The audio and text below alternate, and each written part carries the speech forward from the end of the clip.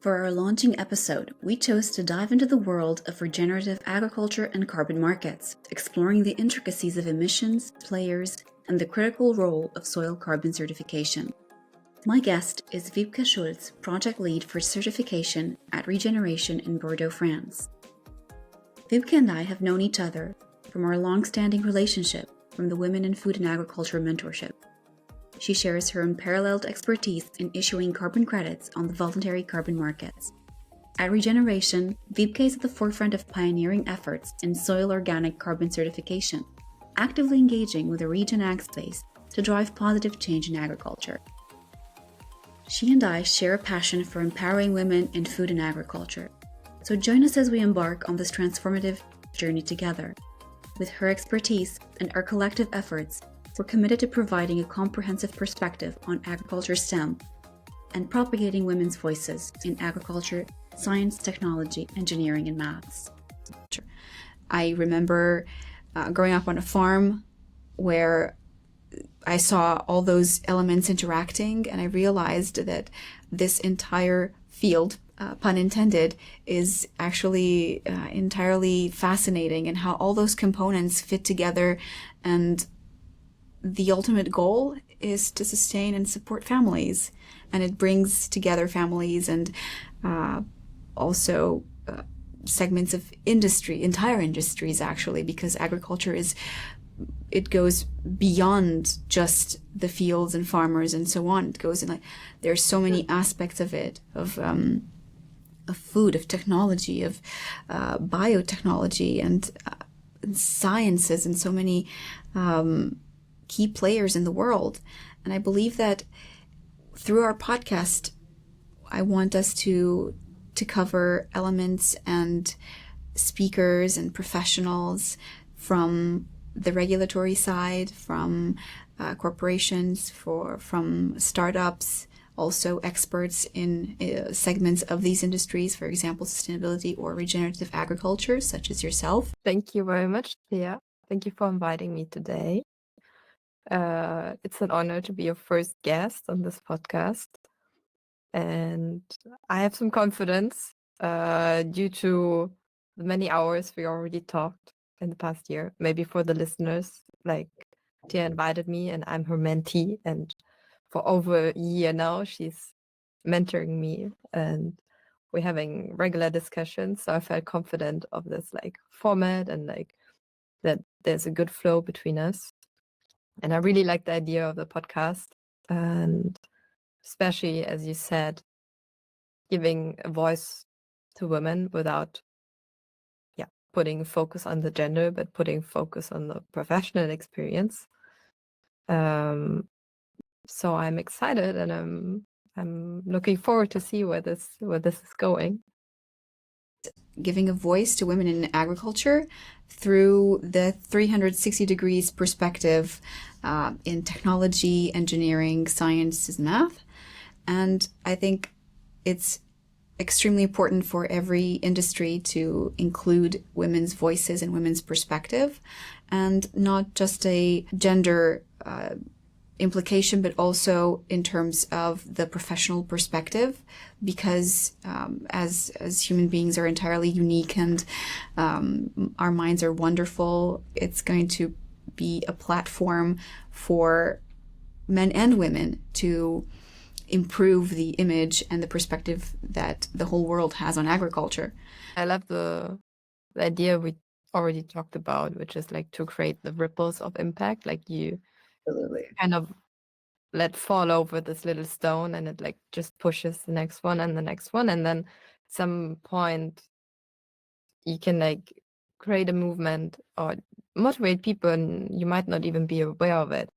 So I think that's the beautiful idea of a podcast, that you put something out there and whoever wants can take what they need from it. Likewise, thank you for believing in this. And also it's been an honor to share our sessions for the past year. And it's one of the elements that actually inspired me to create this podcast and this initiative, because I've seen how much both sides can thrive when given the space and the energy and the time to actually facilitate the conversation and creating this safe space and lack of judgment and just exchanging these views on how we both became the professionals that we are today and how our experiences impacted us and how we can impact the industries that we've chosen.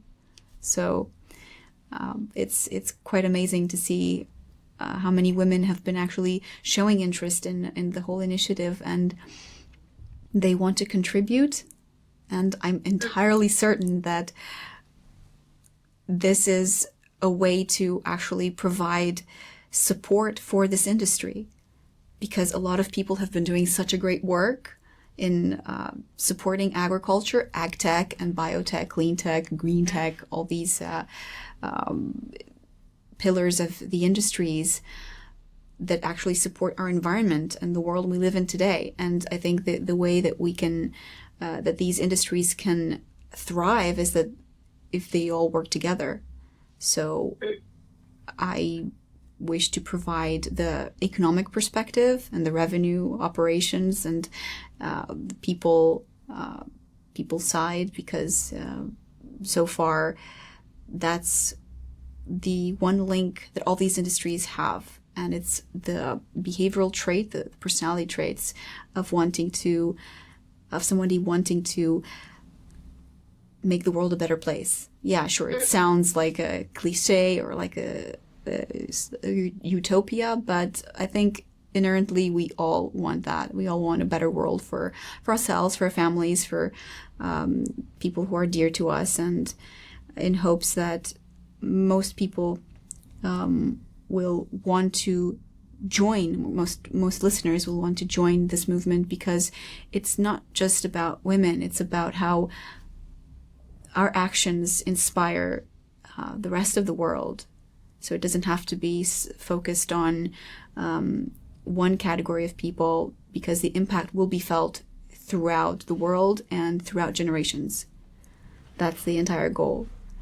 So thank you again for being here today, and I want us to have a free-flowing conversation. I have a few questions for you, and I'm hoping you will shed some more light on the topic of regenerative agriculture, and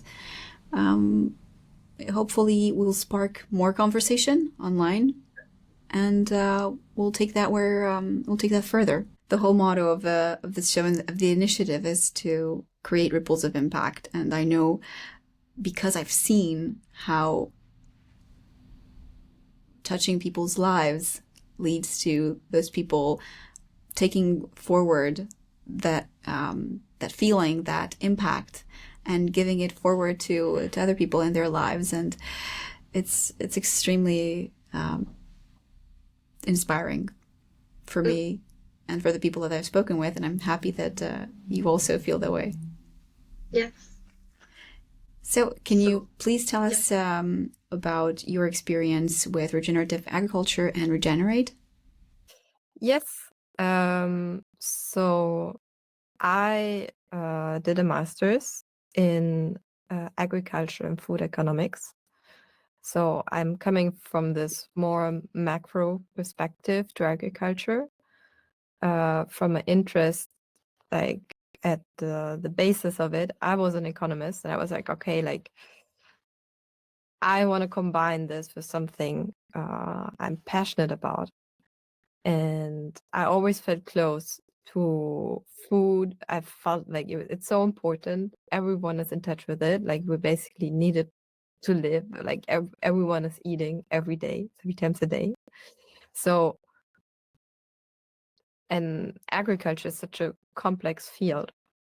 And there are so many ways to utilize the theories of economics to understand better what's going on in agriculture or even in nature. And there's one part of economics that I really like, which is you need to valorize positive externalities, basically, in order to motivate people to give incentives to create these positive externalities. And in case of agriculture, it's pretty evident that farmers or land stewards, how they're sometimes called, they're responsible of not only producing food, but also huge parts of the ecosystem. Like all farms, the whole farm surface, it represents an ecosystem. It's an interplay of human, nature, and technology sometimes. And there are so many like benefits that can be created for people outside this ecosystem that don't necessarily have the power to impact what's happening there. So the farmer can put into place, like the farmer can take care of the soil, which would like purify the water. So the people around, they would profit, or even neighboring farmers, they would profit from this purified water. You could sequester CO2 in the soil. So everyone's going to profit from that by making climate change less severe. So the question economists are posing is like, how can we motivate people, farmers, to generate these positive externalities? And that's where these like ecosystem payments come in. And that's where I got like really interested in, like, how can we generate like this circle that we can valorize farmers for creating these positive effects in the benefits in the ecosystem. And that's what I'm currently working on. Like, it's probably a quite technical perspective I just gave, but it's like the intrinsic motivation is like, how can I put in place a system that motivates, gives incentives to farmers to take care of the land so that everyone can profit from these benefits? Because we all need it. Like, it's not only a nice to have. Like, we need the air to breathe, we need the clean water to drink, and we need the healthy food to eat. So it's a challenge, but I think it's a very worthwhile challenge. Absolutely. Everybody knows that whenever you're thinking of agriculture, it's a journey you're embarking, and it's a long-term journey. It's a commitment toward planting the seeds of trees in the shade in which you might never get to stay in. So I've spoken with a lot of people in the past, which actually brought me to creating this initiative, that were actually aware of this commitment, and they were really open and had taken it toward taking steps now for effects to be seen in 10 to 25 years. Yes. In biotechnology and agrochemicals, which is a part of my professional background, it's something that I've noticed that, for example, creating and releasing an active ingredient, at least in agriculture, it takes around 7 years with testing and trials and getting certified. And it's a commitment toward consistency and seeing results in the very long term, because pairing it with the economic side, as you said, I think it's people are used to these very short sales cycle. Yes. And in agriculture is far away from that. It's like everybody knows where the payment term in agriculture is around like 6 to 12 months, depending on the segment. So it really is. I love your motivation, because it's not about the fuzzy and cute or sexy part that agriculture sometimes is made to sound like. It's not utopia. It's actually something doable, and it actually I really relish conversations like we have, because I can see that you're intrinsically motivated and technically you have the background and the knowledge to actually infuse that in the industry. Thank you. Yeah, but what you said like about the timing is, it's such a huge topic in agriculture, because it depends on seasons. And as you said, like the planning horizons, it's just like when I was doing my master's, I was looking at plant breeding, and to bring out one variety of wheat, for example, can take 10 years, 12 years, because every year you're planting this new seed, and then you're selecting what seed could be working. You do like trial and error, and then you do it again and again. And every time you need to wait, you plant the seeds at the right moment, you need to take care of it, then you need to evaluate it, then you need to collect the new seeds. And just like this dependency on the seasons, it's it's very particular in agriculture. And I feel like it's often clashing with the fast-paced startup environment and scaling, putting everything into like simple solutions, and then you're like in front of the complexity of agriculture. It has a cycle to it that so far, I mean, science is making so much progress and there are so many innovations coming out. And the thing is, it's really tough to go against nature. The only thing that's left is to adapt. And it's considering how this is also going to include the facet of the startup ecosystem. It's where people, and often I see like in terms of funding and investments and sales and revenue and results in agriculture, you can see results, you will see results, and there has been a lot of progress. It just doesn't happen overnight. It takes time, and it's about having, as you said, like the seeds. You plant seeds, you will not be able to be mad at a seed that it didn't grow overnight. So it has to have the necessary environment in which to actually be able to sprout and grow. So again, a lot of elements converge so that seed can grow into something much bigger than itself. And I think this is one of the pillars of our conversation, and the whole concept is to converge all these elements so that one industry can start growing more and more adapted to the world we live in today.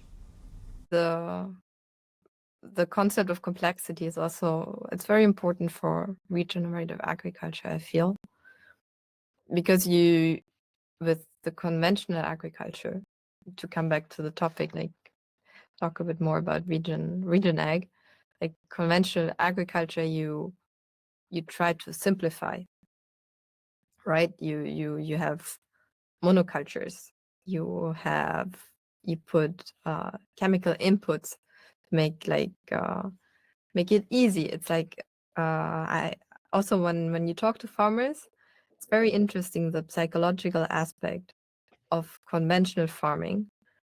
Like, we also like when we clean up our room and everything's tidy, and there is like everything is in boxes and everything is cleaned and it feels good.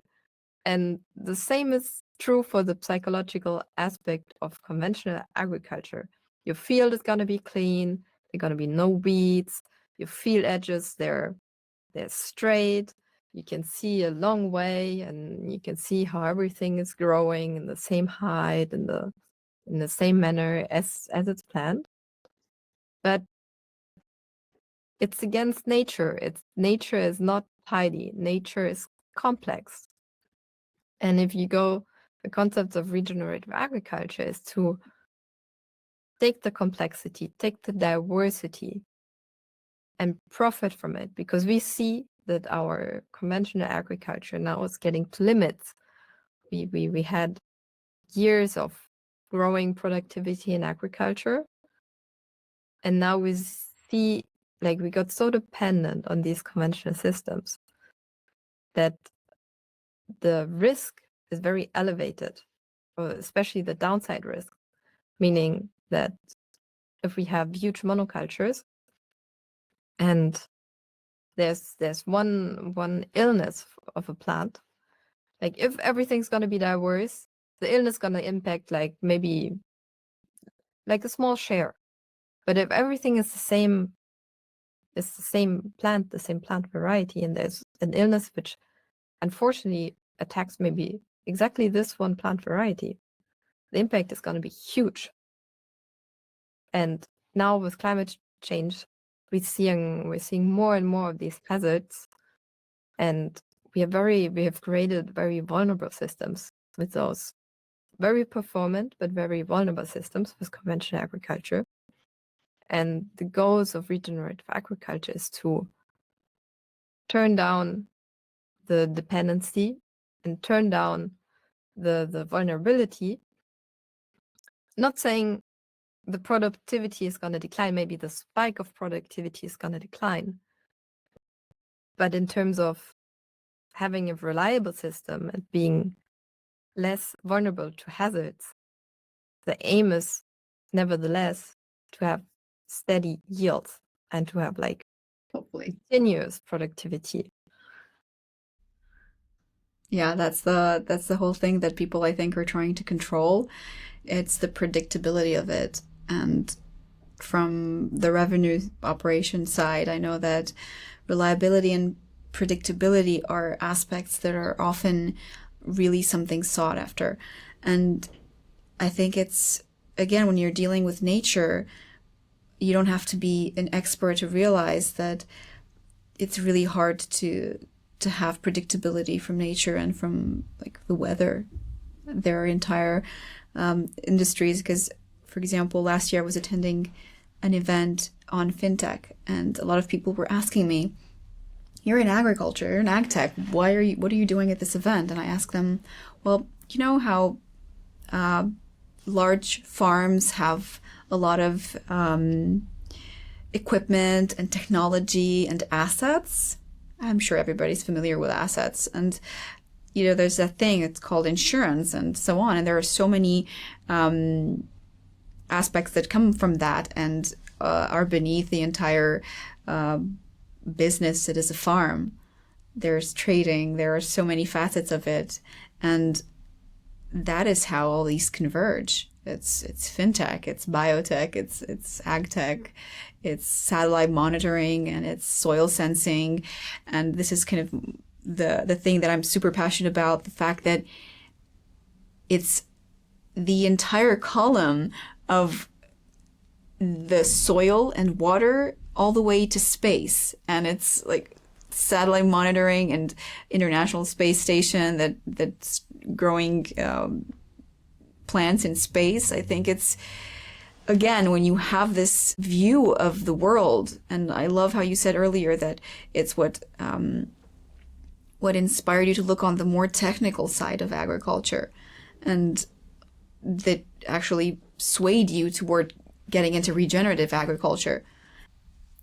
The whole perspective of agriculture, I'm going to say that again because it's quite important for people to understand that agriculture is beyond the farmer with a straw hat. It's in many countries that I've interacted in, it's the concept of, again, the farmer with a straw hat in the field, but agriculture hasn't been that way in years and decades. And I think the whole perspective of the soil and water and how the microorganisms in the ground affect so many parts of our own ecosystem, all the way to satellite monitoring and growing plants in space. This is what this whole vertical of layers, I think it's entirely essential to provide people with this new perspective of agriculture. So I understood that this is why you were focusing more on the technical side of agriculture and why you chose to go into regenerative agriculture. Yes, because I think it's such an interesting movement, regenerative agriculture, because it's not going for being a niche.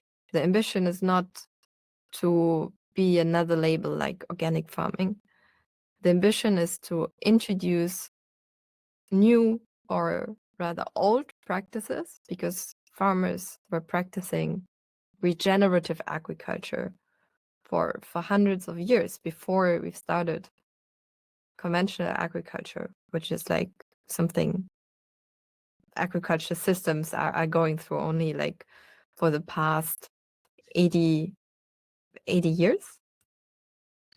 And before that, farmers, they're very reliant on soil and soil health, and they knew that they needed to understand the seasons, understand nature, understand pests and disease, and like find creative ways how to keep them in control. And through conventional agriculture, a lot of this knowledge was lost. And now regenerative agriculture is taking the big principles of ancient farming, so to say, and starts to put them in digestible doses into conventional agriculture, such that we're not depleting our soils, we're not depleting our ecosystems, but we're actually regenerating them. Because depletion, like it can only go into, like at some point, if you deplete something enough, there's nothing more left. And then so it's very future oriented, the movement, regenerative agriculture. And that's also what you see, like with all the commitments of like really big food companies that make commitments to regenerative agriculture, because they know that they're planning in the long term, and they know that currently the agriculture system, it's like too much exposed to risk. So they're testing what measures of regenerative agriculture they can implement. I think it's essential from now on that these are going to be part of the conversation of any business that's currently acting in this environment, because I know the topic of sustainability is something that people use quite loosely nowadays. And when you think about sustainability, it's something you cannot take out of agriculture, because the whole concept of sustainability, in my view, is to be able to have practices today that you will be able to not just sustain the environment as it is now, but to actually dynamically adapt to the ever-changing environment, because humankind has changed behaviors from just a decade ago or like 20 years ago. So many things have changed. Like technology has literally changed the world, and you can't expect things that worked even a few years ago, even last year, to be in the same context. I mean, if we think about how AI has changed so much of the world nowadays, we can only think of how the world will change in the following period. And sustainability is something that you have to keep in mind in every business, because every business conducts their activities in the environment, and people have to be aware of their environment and their behaviors. And about ripples of impact that we were speaking about earlier, it's about every person having the knowledge and awareness of how they conduct their everyday lives that will, of course, ripple into the businesses that they have or that they work in. And on the same side, companies are ideally going to be more aware of how the behavior of all their components are affecting the environment. And this is why I mentioned that regenerative agriculture and agriculture itself is not an isolated industry. Everybody's passed a field of cornfield or a wheat field or canola seed, and everybody can see them from afar. They're more connected to those fields than they think, because if you think about it, every day of our lives, we have no idea of how we pass by agriculture every day. And the most impactful and at hand element is food, whatever that means, whether it's fast, slow food, fine dining. Everywhere we go, we consume food. And that is the number one touch point that everybody has with agriculture. And whether we're aware or not, we are influenced by this economically, in terms of lifestyle, in terms of business, in terms of transportation. I mean, if anybody checks out Google's pledge to sustainability, it's a very inspiring concept. And for a nerd like me, I used to go into like the Apple terms and conditions and read through that as I was preparing for my translator. And it's something like going into the fine print of it, you'll see how granular things have to get in order to have all those components actually contribute and make an impact. And those aspects compound.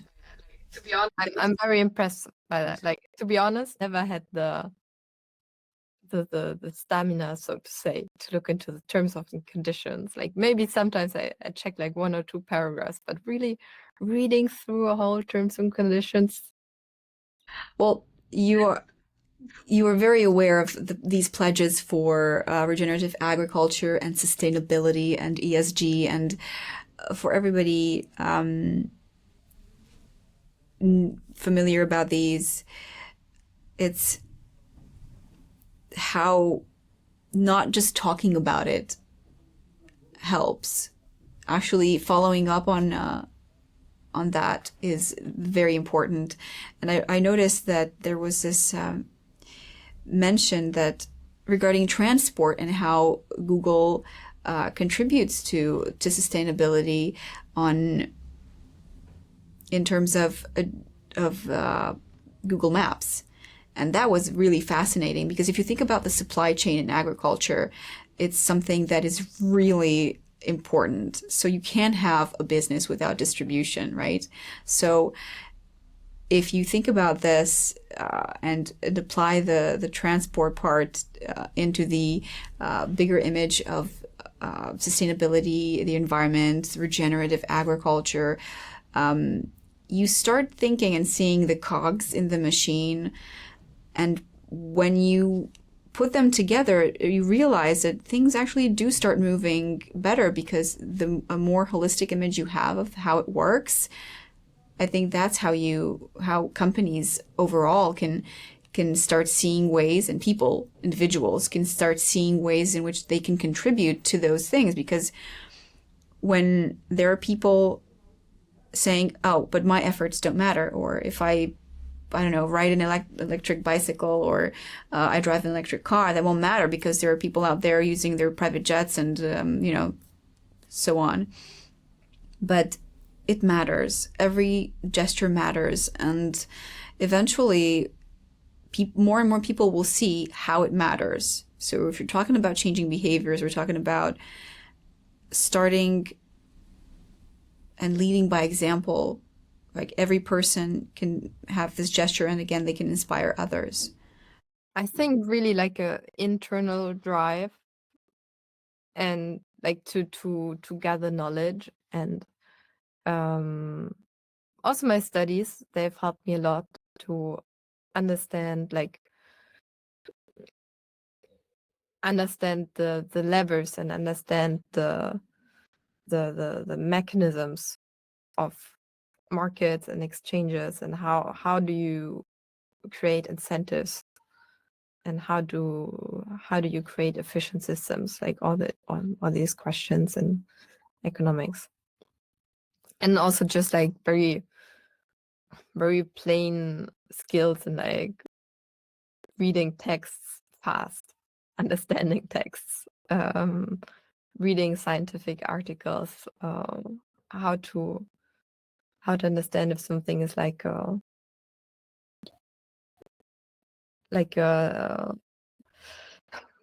do you say, like, for example, with I'm gonna take the example of the offsetting. Like, there was a carbon credit scandal discovered by the Guardian. There were a lot of articles in the Guardian, mainly about the RED plus carbon credits, which are carbon credits based on tropical forest. And I think there were a lot of people who just thought, they're project developers in these in these tropical forests, and they're making up carbon credits, because that was basically how it was displayed in these articles, in terms of the headlines. And but if you look at the explanations of it and the scientific articles behind, then you understand that it's not about that those forests didn't exist. It's about a concept called additionality, which meaning those forests, they well existed, but the projects just failed to prove that they wouldn't have existed in a counterfactual scenario, which is something too complex to put it in the headlines of an article. I understand it. That's true. But just understanding these in-depth details of the market and of the carbon credit, what does it mean, the quality of carbon credit? How can we prove it? And I think that has helped me, and that's also what I find very interesting. So I was really relieved when you said you'd like to bring this economic side to regenerative agriculture, and the whole idea of carbon capturing, carbon credits. And I would love to hear more about that perspective. It's a very interesting topic, and it's something we're also currently working on, because, as I said, the first step is knowing your emissions. And if you know the emission scopes, there's this framework, so to say, of scope 1, scope 2, scope 3 emissions. Whereas for companies, the scope 1 emissions are the direct emissions, linked to their employees using a car, linked to their factories emitting CO2. Scope 2 emissions is pretty straightforward, electricity. In scope 3, it's a very broad category of all the emissions linked to the activities of the company in the value chain.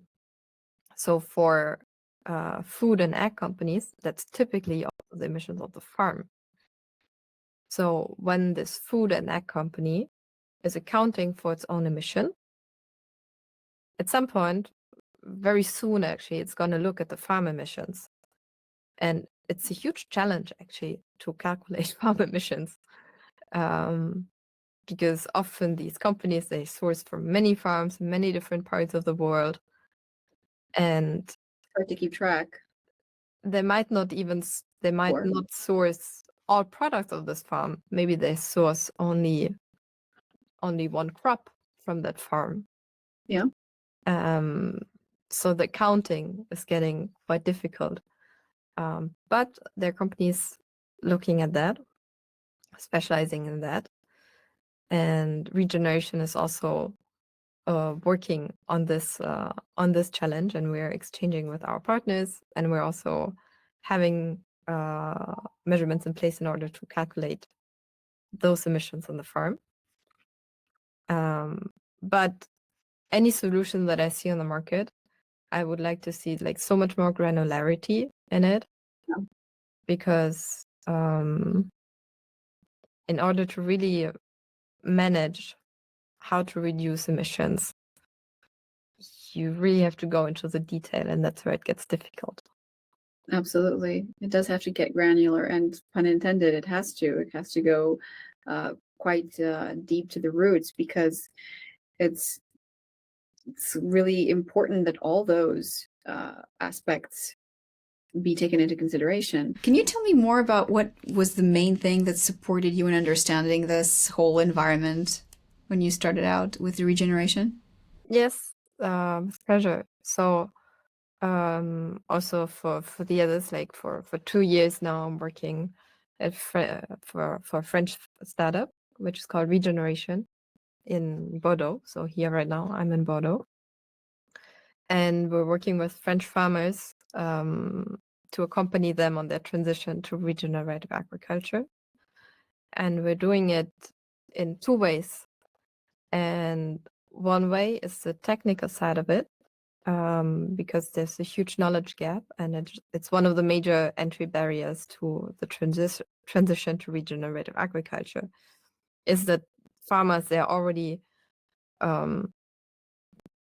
they have already so many things to think of on their farm, and especially financially, it's also can be very tough. And so they won't have the time necessarily to make up their mind about regenerative practices, to contact an agronomist, to find even the network of who's in regenerative agriculture, who can I follow, where can I learn. So we cover this part of knowledge by connecting the farmers with an agronomist. And the other part is the financial part that you just talked about with the carbon credits.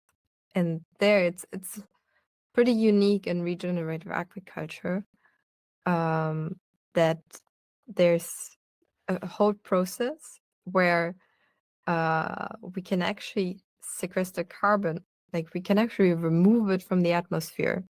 Or we're not doing it, the plants are doing it by a process called photosynthesis. They're taking the sunlight and the CO2 from the atmosphere, and then they're using it for their energy. They're producing sugars, and basically every living being is made of carbon atoms. So when you increase life, basically, at the same time you remove carbon from the atmosphere, because this life is living of something and created by something, and that something, it's carbon. So these plants are then giving the carbon also to microorganisms in the soil. And that's how the carbon gets from the air to the plant into the soil, where it's feeding microorganism. And that's actually like it's not my field of study. I'm really not an expert here, but maybe it's a bit like also the view of the economists that I love it, because some researchers, they described it as like a black market, like a trading inside the soil, where the plant is basically giving little carbon elements to the microorganisms in exchange for like water and nutrients. And like all these things, they're not really understood, but there's something going on in the soil. We don't really understand it, but like it seems to be like a huge network, and fungi, they play a role, bacteria, they play a role, and there's a lot of life going on in the soil. And the beauty of it, like by increasing this life in the soil, you're gonna remove the carbon from the atmosphere. And then there's a very smart mechanisms, as I guess economists came up with, because it's very technical, which is that you can give value to a ton of carbon. And because climate change is happening everywhere, and 1 ton of carbon, if you release it to the atmosphere, it has the same effect anywhere in the world. They said, okay, so if we give this value to 1 ton of carbon, then maybe someone who's emitting more carbon could, at the other side of the world or also next door, contribute to remove the carbon. And that's the idea of the carbon market. And it's a very efficient idea, because markets are always efficient. Like it's working. It's actually working better than if, for example, a government would tell companies, okay, now you're gonna cut all your I'm sorry, little sound. Now you're gonna cut all your carbon emissions. Rather, the government is putting in place a system of trade of tons of carbon. And it's important to differentiate between 2 systems, which is the voluntary carbon market and the governmental carbon market.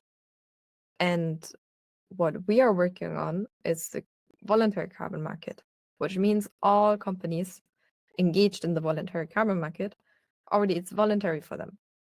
So there are a lot of studies, like I recently read a meta study on it, that companies who engage in the voluntary carbon market are really the companies that are going forward and showing initiative towards sustainability, because a lot of time it's carbon credits and carbon markets. It has this negative image of greenwashing, because there were scandals in the past, and companies, of course, they're using the carbon credits for marketing. So it has this like taste of, are they like paying for a green image? And I don't want to say there are no bad actors in the market, but if you're looking at all the regulation, the private regulation, these companies say, okay, we're gonna do this because we know that our customers, they demand it. We know that our employees, they demand it, and we see a long-term profit from engaging in the sustainability efforts. So the process is actually like you account for your emissions, meaning you make the calculations, you know your own emission balance, then you reduce your own emissions, and then the third step is you offset or you compensate for those emissions that you couldn't reduce. So you can see that the companies that arrive at the third step, they already made a huge effort of counting their emissions, reducing their emissions optimally until they can offset or compensate. And at another time, we can also talk about contribution, which is like an alternative to the compensation, which is like a upcoming logic for companies, how they can fight the notion of greenwashing. But it might be a bit complex for now. So that's like that's the whole system. Like now I did a huge part from like the natural system where the carbon is storing the plant and the soil to the carbon markets. And my personal motivation behind it, that I find it like rather fascinating to have these levers of creating impact, like from companies who are very powerful, who are also like who are earning a lot of money in this world where farmers produce goods, and then the companies, they can process them and they sell it to the consumers. So they profit a lot from the system, but they're also very dependent on it. So they're dependent on the fact that the system continues to work. And I think that's where we are seeing these like new and upcoming streams of like value being created and value from the company going into the agriculture system to like have it continue working. And one tool for it is carbon credits. It does have to get granular, and pun intended, it has to. It has to go quite deep to the roots, because it's really important that all those aspects be taken into consideration.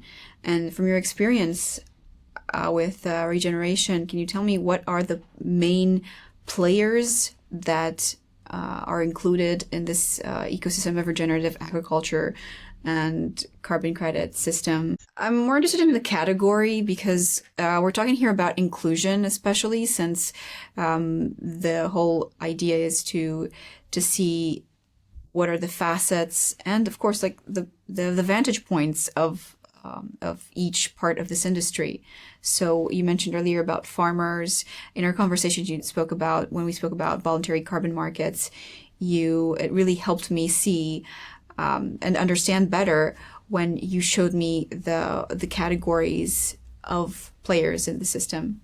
So that it's very interesting. It's something I'm currently looking at, like what are the different actors, and often like the combinations of the services they provide, they differ. Like no company is the same, but like there are general roles we can differentiate, and there are the, so to say, project developers, which is a role of companies who are in direct link with the farmers.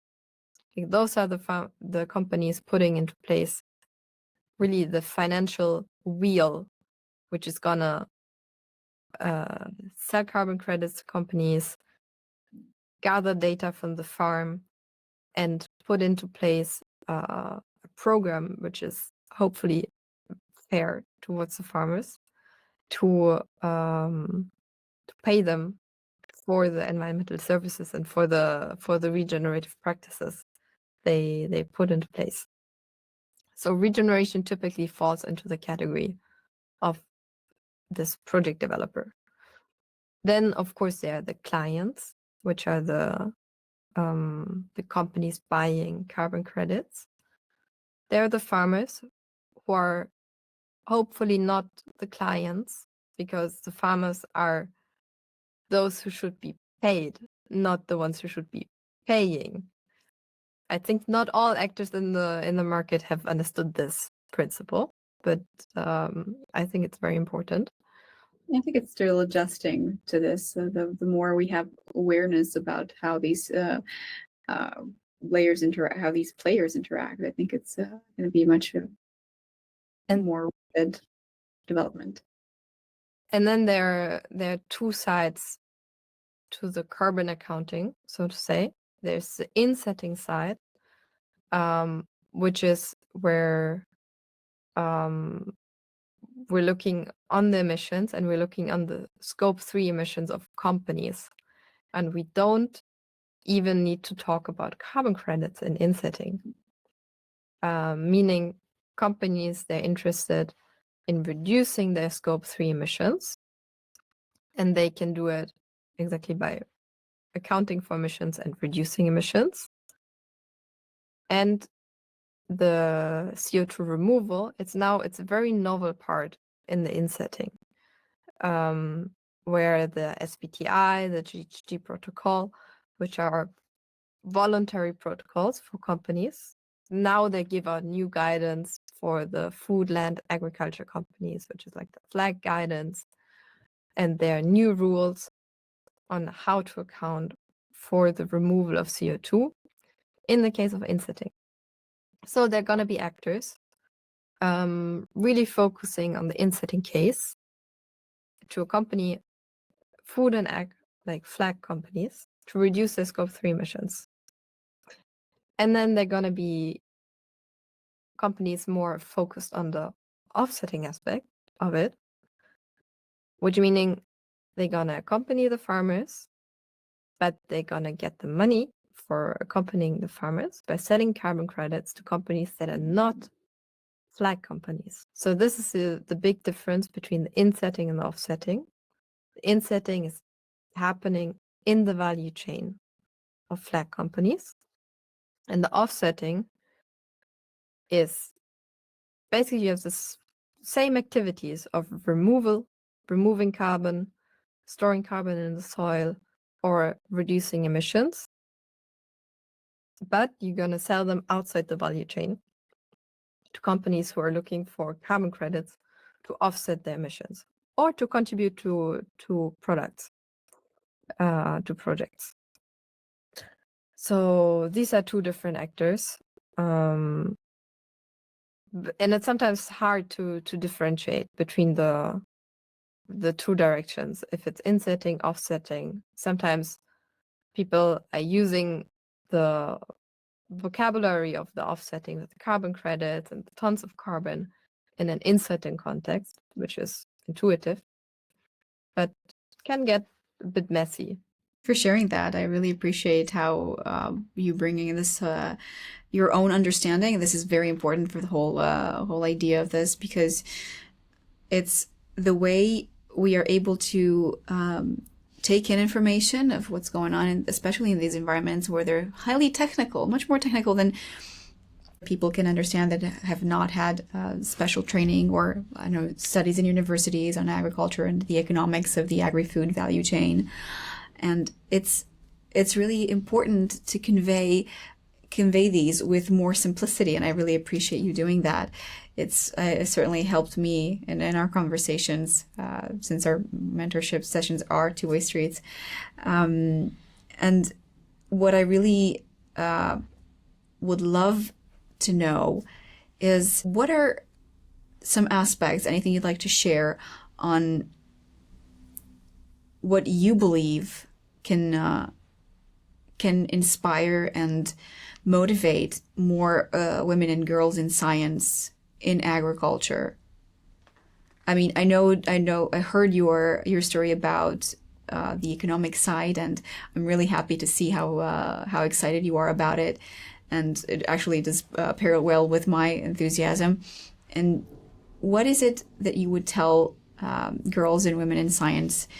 For me, it's very straightforward. It's other women, and like the thing I can say, like for as an advice, what played out really well for me personally is not being afraid to take advantage of things, opportunities that are presented to you, especially as a woman. Like I know some friends maybe who would be reluctant to like join a women's program or women's mentorship because they're like, oh, I don't want to have advantages just because I'm a woman. But in fact, like what we need to realize that that's very new. Like it wasn't like that to have advantages because you're a woman. It was the other way around. And to take advantage of these programs of like mentorship programs and all of that, it's the same as like all these like structures that were in place for men for centuries of cigar clubs, of football clubs. They weren't called man clubs. Well, I can understand that. It was networking events, networking structures that were set up in a way that they would attract men, make men comfortable, all these things. And today, like now, we're just starting, and almost unfortunately, these networking and mentorship programs are called networking for women or mentorship for women. Like, but it's because we need it right now. We need to address it a bit more directly in order to make change happen. Yes. But in the future, my hope is that we're gonna get rid of the tag female and women. And it will be We're all just gonna have networks, and they're just gonna be created in a way that they're gonna attract women and that they're gonna be comfortable for women.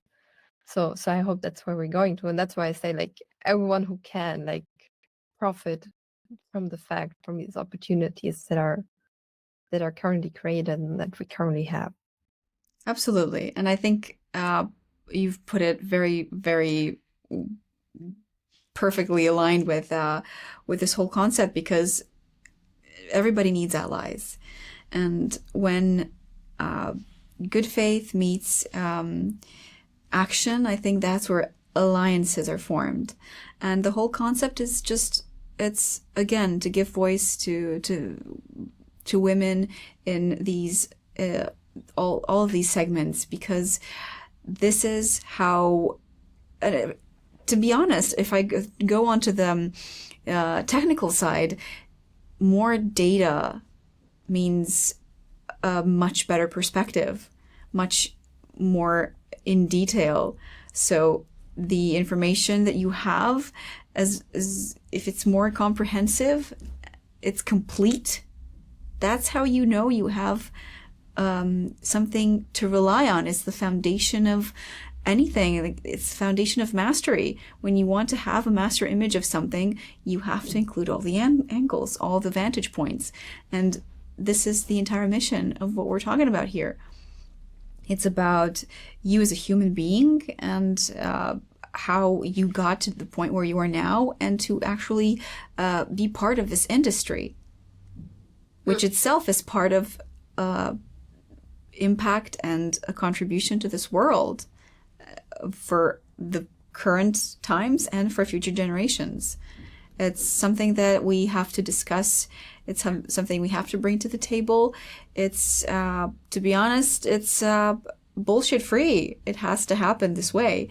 It has to happen with transparency and inclusion, because that's a way to go about this, to have a master image of how things are currently being done and what can you do in the present so that the future looks I think it's what we're doing. It's just like, go for it. Like, you invited me on this like first episode of your podcast, and we were like, okay, like we're gonna try this. We're gonna do this for the first time.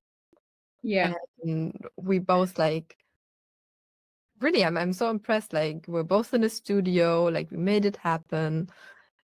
And now we're gonna see where this is going. Like, Exactly.